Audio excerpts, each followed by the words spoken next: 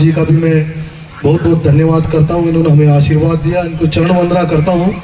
और हमें पता चला कि भाई जो है ना ऐसे राम कथा का कार्यक्रम किया जा रहा है, तो सब कार्यक्रम छोड़ के हम यहाँ पहुँचे। एक बार जोरदार प्रभु श्री राम का नारा लगाएंगे, फिर मैं 2 बात रखूंगा आपके सामने। बोल श्री रामचंद्र की जय हो, बोल श्री रामचंद्र की जय हो। आप लोग हमेशा सुनते होंगे शस्त्र और शास्त्र। शस्त्र के बगैर शास्त्र नहीं चल सकता, क्योंकि शास्त्र की रक्षा के लिए शस्त्र अति आवश्यक है। जब जब भी धर्म पर संकट आया तो पंडितों ने भी हथियार उठाए हैं और जो ना दुश्मनों का नरसंहार किया है। मैं दिल्ली से 2 बार विधायक भी रहा हूं, मंत्री रहा हूं दिल्ली में। हरियाणा का रहने वाला हूं, कमांडो सुरेंद्र सिंह नाम मेरा। क्योंकि हाँ, बहुत लोग जानते भी होंगे कि पिछले चुनाव में भी लंबे समय तक रहा मैं, और हमारे साथ जो है सारे साथी यहीं के मिलने जुलने वाले चेहरे हैं। पर मैं जाने के बाद आप लोगों को होता भाई कमांडो सुरेंद्र सिंह का जो ना गोल्ड साहब ने अधूरा परिचय करा दिया, बताया नहीं। 26/11 का मुंबई हमला कितने लोगों ने देखा था? ताज होटल पर कमांडो जो उतरे थे हेलीकॉप्टरों से, कितने लोगों ने देखे? माताओं ने देखा, टीवी देखा? मुंबई अटैक हुआ ताज होटल पर, नहीं देखा? जो हमला हुआ, जो कमांडो हेलीकॉप्टरों से उतारे गए, मैं दिल्ली से जाने वाला और हेलीकॉप्टर से उतरने वाला पहला कमांडो था। एक बार जोरदार तालियां आप लोगों। उस हमले में मैंने 2 आतंकवादियों को मारा और 627 आदमी को ताज होटल से जिंदा निकाला। मुझे भी गोलियां लगी, कानों से सुनना बंद हुआ, सालों मेरा इलाज चला। और मैं जिस दिन लड़ने गया था महाराज, उस दिन मेरा 3 दिन का बेटा था। मेरी घरवाली हॉस्पिटल में थी और मैं भी एक किसान का बेटा हूं, मजदूर का बेटा हूं। वो जो समय था उसमें हमने 9 आतंकवादियों को मारा और 1 आतंकवादी को जिंदा पकड़ा था।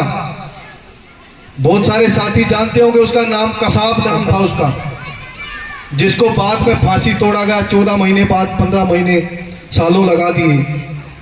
उसकी देख रेख के अंदर कांग्रेस की सरकार थी उस समय।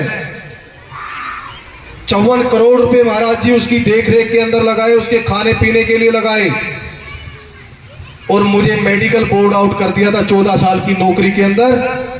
और जो बंदे लड़े हम वहां, आतंकवादियों को मारने वाले किसी भी कमांडो को गैलेंट्री अवार्ड नहीं दिया गया। मेरा एक साथी राजस्थान का भी, सुनील जोधा नाम का लड़का, अलवर का, उसको भी 9 गोलियां लगी थी। आपके यहीं का रहने वाला है, अलवर जिले का रहने वाला है। तो जब हमने मांग की, हमने बताया कि भाई गैलेंट्री अवार्ड तो तुमने जो कांग्रेस के कुत्ते घुमा रहे थे 10 जनपद के ऊपर जो ड्यूटियां वहां कर रहे थे, उन लोगों को अशोक चक्र दिए गए। और मेरे जैसे आदमी को मेडिकल बोर्ड आउट कर दिया 14 साल की नौकरी में, और मुझे 14 महीने तक 1 रुपया भी पेंशन नहीं मिल रही थी। बहुत बड़ा हंगामा हुआ। जब मैं प्रेस कॉन्फ्रेंस किया, इन्होंने राजनीतिक गलतियां तो मानी कि गलती हो गई है, उसके भी 6 महीने बाद मुझे पेंशन मिलना शुरू हुआ। मैं देश की जनता को सलूट करता हूं, सलाम करता हूं, दिल्ली की जनता को। जब मैंने दिल्ली में अपनी बात रखी तो दिल्ली से लोगों ने मुझे आने नहीं दिया। तुरंत मुझे जो ना 1 साल के अंदर अंदर चुनाव था, 2 बार दिल्ली से विधायक बनाया, हरियाणा से जाके वहां। और धर्म की लड़ाई जो है ना हिंदुत्व के लिए, सिर्फ धर्म के ऊपर टिका हुआ। और हिंदू धर्म, सनातन धर्म, यही धर्म है जो सही हमारा मूल धर्म है। बाकी किसी धर्म के अंदर कोई धर्म की तरह मैं बात करूं ही नहीं। एक तरफ जो वो लोग हैं जो गाय का अनादर करते हैं, एक तरफ हम सब लोग हैं गाय को पूजने वाले लोग हैं। श्री राम के मंदिर का इंतजार करते करते 500 साल लग गए हैं। और ऐसे देश के प्रधानमंत्री को मैं सलूट करता हूं। राजनीति नहीं है। मुस्लिम देशों के अंदर भी मंदिर बनवा दिया जहां हम फोटो लेके नहीं जा सकते थे। महाराज जी तो कथा करने जाते हैं, बहुत बड़े मेहनत है। और यहाँ माताएं बैठी हैं, मैं 2 लाइन कहना चाहूंगा आपके लिए भी। जन्नी जने तो भगत जने, जन्नी जने तो भगत जने, या दाता या सूर, न तो जन्नी बांझ रहे, काहे गवाए नूर। जोरदार तालियां आप लोगों ने। तो ये हिंदुस्तान की ऐसी पावन धरती, यहाँ एक से एक बड़े ऋषि मुनि महात्माओं ने जन्म लिया है। जब जब भी धर्म पर आँच आई तो हम जैसे विद्वान ब्राह्मणों ने फरसा उठा लिया। आपने देखा होगा किस तरीके से जो ना देश कहां से कहां पहुंचा है। आज दोबारा सारे दूसरे देशों के मुल्क जो ना हिंदुस्तान को निपटाने के अंदर लगे हुए, दूसरे देशों की ताकतें लगी हुई हैं।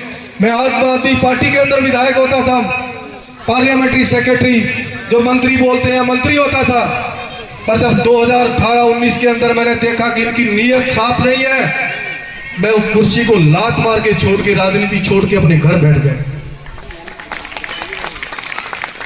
क्योंकि सेना का सिपाही रहा हूं, कारगिल की लड़ाई के अंदर भी लड़ा मैं, इसी मिट्टी का लाल हूं, इसके लिए काम करते हैं, भारत माता के लिए काम करते हैं। और आज मेरा बड़ा शौक आ गया, मैं चरण वंदना करता हूं गौर साहब की, आपने इतना जबरदस्त कार्यक्रम करा रखा है, यहाँ प्रभु राम विराजमान होंगे और इस कार्यक्रम में हमेशा शामिल होंगे हम सारे के सारे लोग। दूसरी तरफ देश का जब प्रधानमंत्री जाता है तो दूसरे मुल्कों के मेरी माताएं टीवी देखती होंगी, पहले कभी दिखाते भी नहीं थे। हिंदुस्तान का प्रधानमंत्री जाता था तो उसके कपड़े उतरवा लेते थे, उसकी पगड़ी उतरवा के तलाशी लेते थे अमेरिका जैसे देशों के अंदर।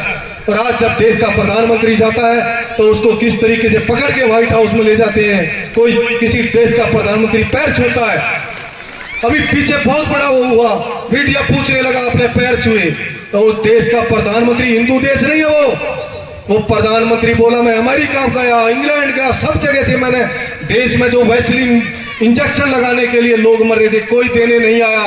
जब मैंने नरेंद्र मोदी जी से हिंदुस्तान के प्रधानमंत्री से बात की तो मैं जब देख रहा हूं बात करने के कुछ घंटों के बाद ही हिंदुस्तान की आर्मी के एयरफोर्स के जहाज दवाई लेके मेरे देश के अंदर आगे, मेरा देश की जनता बचाई है, मेरे लिए भगवान है।